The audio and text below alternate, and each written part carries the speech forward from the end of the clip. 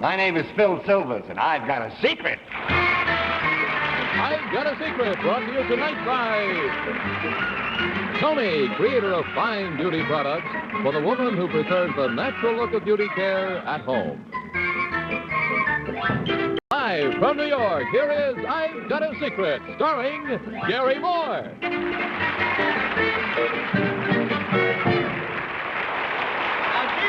Thank you very much.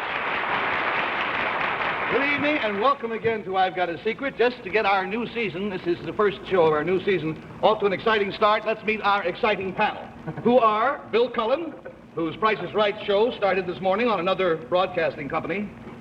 That's what ABC stands for, isn't it? Another broadcasting company, yes. And the nighttime version, by the way, of Price is Right starts when? 18th, Wednesday the 18th. Week from Wednesday. Okay, good luck to you, friend. Thank you. Then there is Betsy Palmer, about whom I shall say nothing more than that is Betsy Palmer. And then Henry Morgan, who is appearing this week at the Bucks County Playhouse in New Hope, Pennsylvania, starring in The King of Hearts, and blessed Bess Myers. Now, there they are.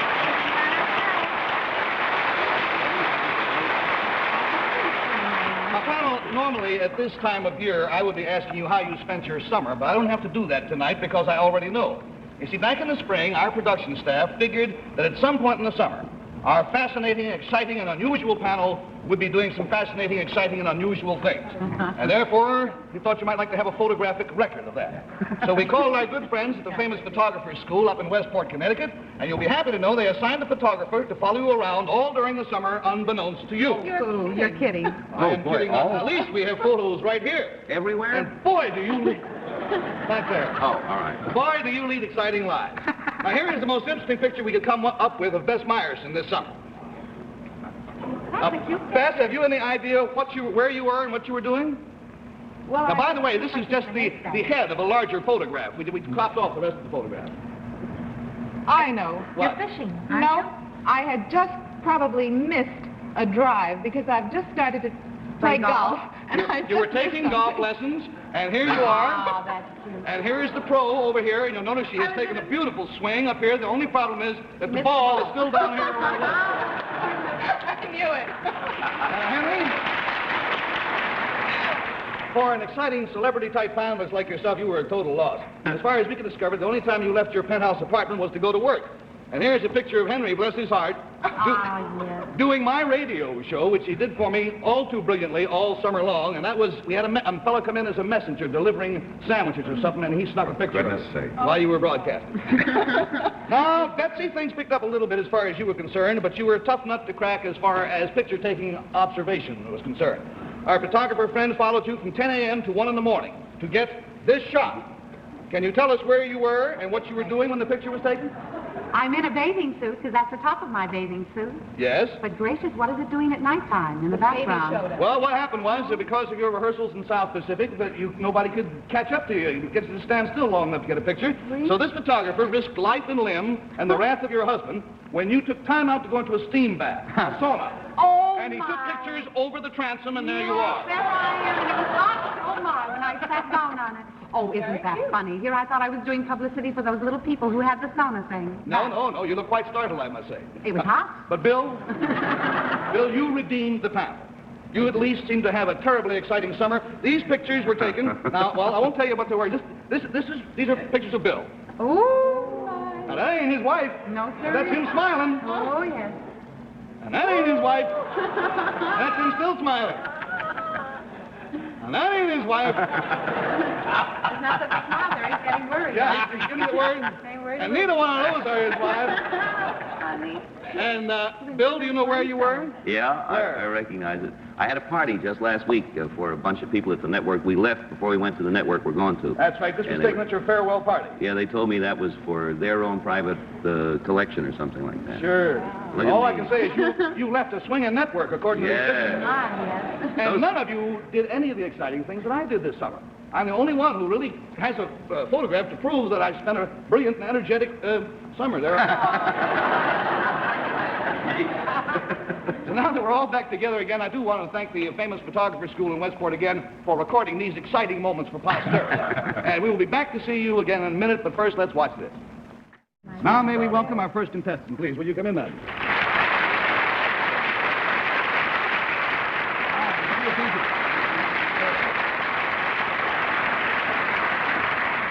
Panel, for reasons that you will learn later, we will call this lady Mrs. X, and that's all we're going to tell you about her at the moment. So, Mrs. X, if you will whisper your secret to me, we will show it at the same time to our audience at home. Here we go.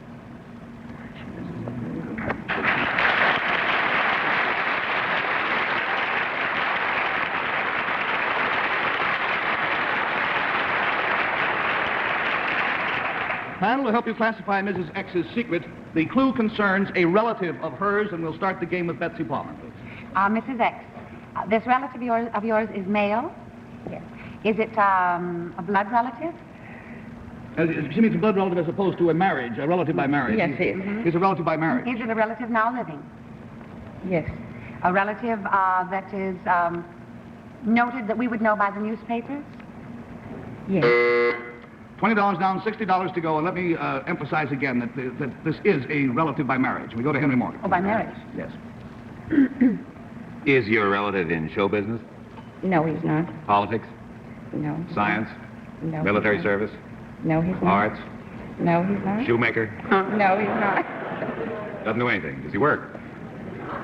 Yes, he does work. Is he in big business? No, he's not in big business.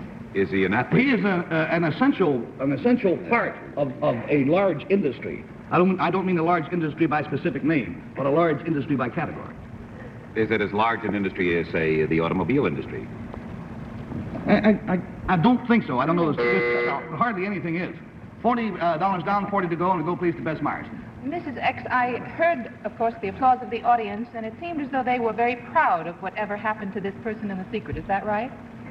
I think they are proud. There were aspects of it which incited great pride. However, that was not the essential emotion involved, I don't think. I see. Could it have been an accident that happened recently that was written about in the paper for several days? Yes. Was it a mining casualty? Fortunately, not a casualty. Well, except that the mine did sort of collapse. That was a casualty. But well, one of the men rescued in the mine disaster was your husband.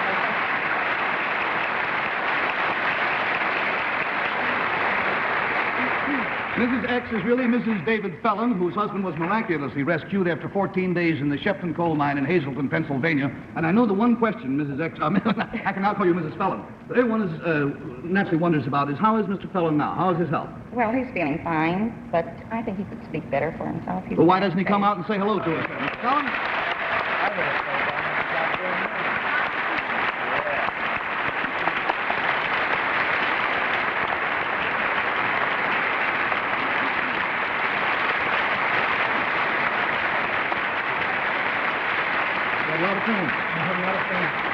A lot of friends. And by the way, if you notice, when he sat down, his eye was kind of twitching. He has no tick or no nervous habit. This is a little thing, a little signal that he worked out with his 3 grandchildren, Joseph, Gary, and Patricia, just so he could say hello to him, which he's not allowed to do. So that's what that was all for. Could I repeat that signal? I didn't get my right eye out of gear right. Oh, yeah. Sure. There you go. That'll get it to it. I can't tell you how happy we are that you're with us, both tonight and in general. And just for starters, I think that I know that right after the cave-in, you and Henry Throne spent the first day and a half just listening for the sounds of the rescue team. Could you hear them right away? No, we didn't hear anything until 5 days after. That was when they finally got that 6-inch bore 6-inch down bore there. for us. Well, after the first day and a half of listening, how did you spend your time? Well, first we started to look for what we could find. We found a jug with a little water in. Yeah, will you want to hand that to me? What a beautiful blessing this must have been. This is a plain old plastic bleach jug which some other miner had filled with water. And this is what they lived on until they took a pipe and a wire and fashioned a pump with which they discovered sulfur water. And that's what you lived on from there on in, right? But let me ask you this. You found some tools and things down there, but how could you see in the dark? Well, we wasn't in the dark. We had light. You had your own light originally, your miner's lamps. We had light that was lighter than this light here. Well, no one has been able to explain the fact that there was a kind of a peculiar bright blue light and a little bit of air was coming in from somewhere. Not enough air to light a match with, but enough air to keep 2 men alive for 14 days. Now, Mr. Fellon, I understand the next thing you had to do, you started digging up 40 feet. Did you hope to meet the rescuers digging down? Is that what? We hoped to get up a little higher of the water level and be a little closer when we heard them, that we could start digging up and they could come a little In closer. other words, if you had stayed down where you were originally and we'd had a bad rainstorm, you could very well have drowned down Well, it wouldn't have to be a bad one. It would be just a little rainstorm. Well, of course, I know that cold was your biggest problem. It was almost a constant 38 degrees. How did you and Mr. Throne keep warm? Well, we sat down and one in front of the other, and we just had a bear hug on them and blew down in there each other's back. You would blow your warm breath down the back of your partner's shirt. Right. Then we'd reverse ourselves so we get the other parts warm. Uh-huh. And incidentally, it was 5 days before they knew that help was on the way, and it was only when a loudspeaker was lowered into that first 6-inch hole that they realized that there were any rescuers working for them at all. I know you hadn't slept much up until that point. Were you able to sleep after that? No, I didn't sleep at all till we come out. Because you were in constant danger of other cave-ins and you wanted to be alert for it. Yeah, well, we had to almost always keep working, keep it moving, keep it up. Well, one remarkable thing, there are many remarkable things about Mr. Fell and I have learned since we talked to each other before the show. But aside from the actual rescue itself, the thing that struck me was his sense of humor throughout this ordeal. The way things turned out, he was keeping up the spirits of his rescuers and his wife.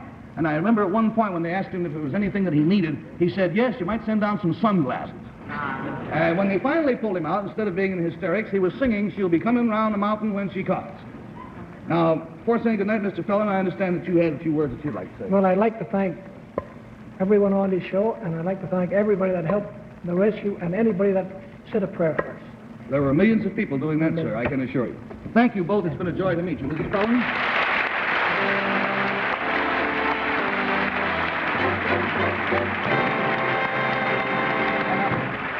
Here's the one and only Phil Silver.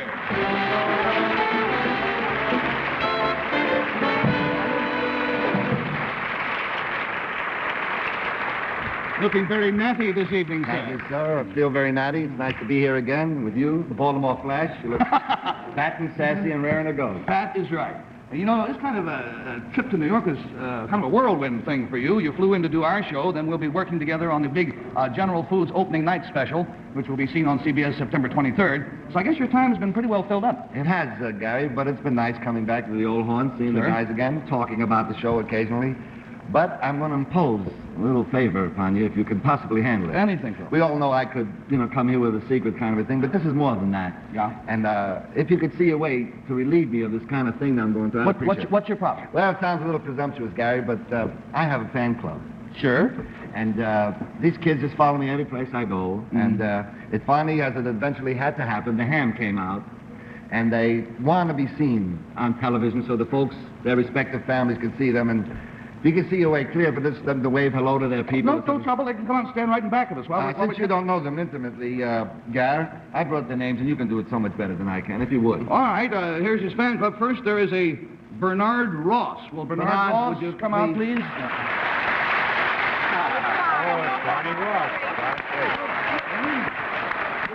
Remember your club? This is one of the younger members of the club, and this will do him a lot of good and may readjust him because he's always fighting. Yeah, always fighting. Uh-huh. Of course, I'm sure that almost everybody in the country by now has recognized the former world's lightweight and welterweight champion, Mr. Barney Ross.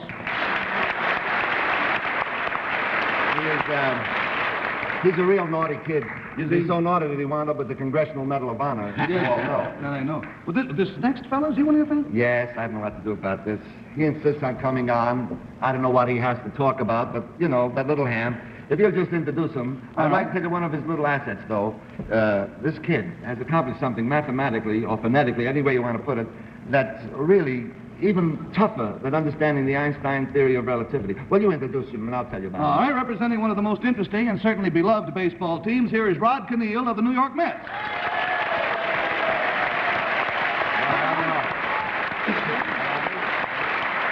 Rod, how did we do today? I've been rehearsing. How did we do? We won 6-3. 6-3. Break up the Mets. That's 2 in a row. They got a streak going for them. All right, let's see. This fellow belongs to your family? You know what I've told you about him, What? the mathematical thing. Oh, yes. What does he know that's as tough as the Einstein? You might not believe this. I'm prone to exaggerate, but this is the gospel truth. This young boy standing there, he actually understands Casey Stengel. That's tough. Be gentle with this next introduction. Why? This is kind of a shy kid. When I first met him, he was, weighed about 97 pounds. Uh-huh. But I worked on him and taught him the proper approach to things, and he looks a little better now. All right. Here is a young man who, at the age of 17, was voted the world's greatest all-around athlete, and the only man in history to win the decathlon in 2 successive Olympic Games. Here is Bob Mathias.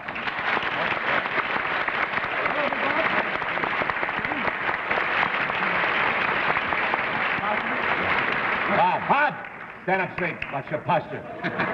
Look nice, like I told you. Back. Alert. He's a nice kid.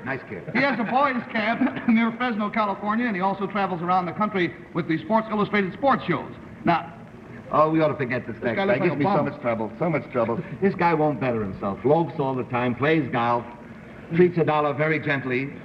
Came out of Greenbrier, and he keeps looking for green. He's I don't know. well, let's get him out anyhow. A fellow named Sammy Sneed? Yeah. Sammy Sneed.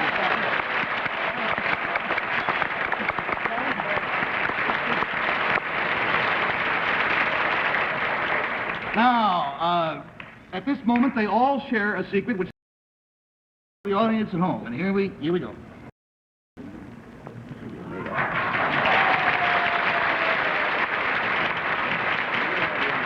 All right, this concerns something that is going to happen, and Henry Morgan, we'll start with you. Something that is going to happen. It's probably going to happen to me. Is this going to happen here tonight? It sure is. And you talk to whoever you want. Thanks.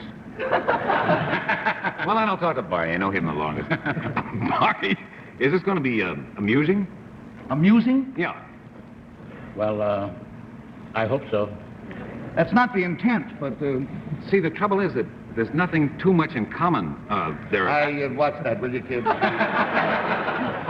they're all athletes except you, Phil. Race around the studio. $20 down, $60 to go. We go to best, please. Well, let's see. Bill, would we classify this as being unathletic? Done properly, yes. Then it's athletic. What, dear? Is it unathletic? No, done properly, If it it was is done unathletic. properly, Oh, I it see. should be unathletic. Would you be working with any props, Sammy? He charges to answer, dear. Oh. He says nothing for nothing. What did he You're get? lucky you got a grunt just then.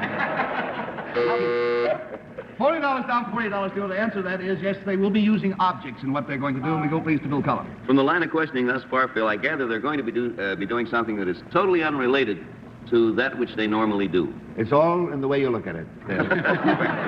Are they going to Yes. sing, No. dance, No? knit? We're a little worried about Cadillo. We're not sure of him. It is a new group. Good, thanks. $60 down, $20 to go, and Betsy Palmer is out. There she is, Nellie Forbes. Yes, sirree. Are you the object that's in store for these gentlemen, Phil? Am I the what, darling? Object. They said there was an object involved. Well, that's a wonderful reference, dear. Thank you very much. Are you it? The next time I fill out a questionnaire, I'll say object. No, I'm part of a group. You're part of the group. I'm part of this whole endeavor. Are they going to do something now? Are each of you gentlemen going to do something that you are most noted for? Like Mr. Sneed for golf and the castle? Well, that wasn't very... Didn't get it, did they? No, they didn't get it. The answer to that is no. Will you tell the panel what it is they're going to do? Well, having admired the informality and the honesty of this show for so long, we thought you deserved what's going to happen. We are a Dixieland jazz group.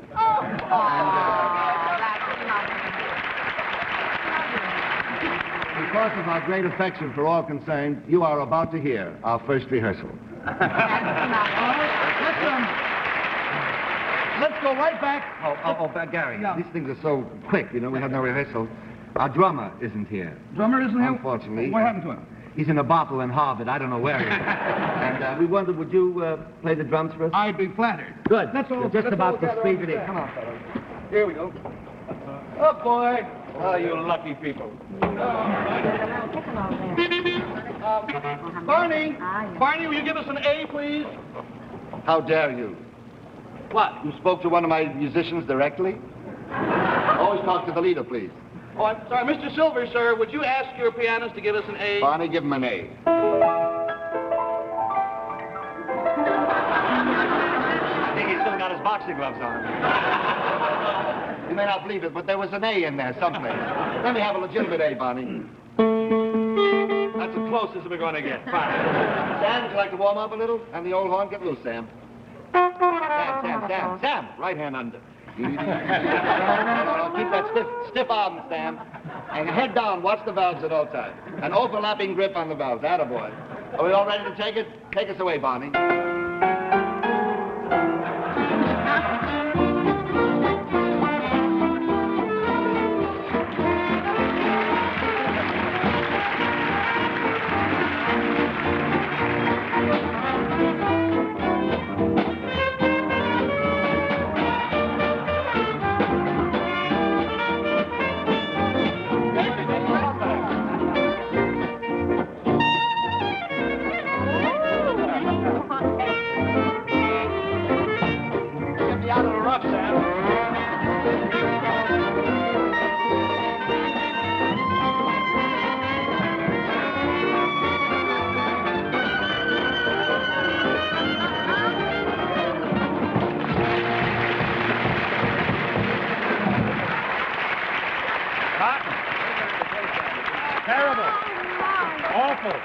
Don't go away, because we're going to keep at this thing until we get a little closer to the melody.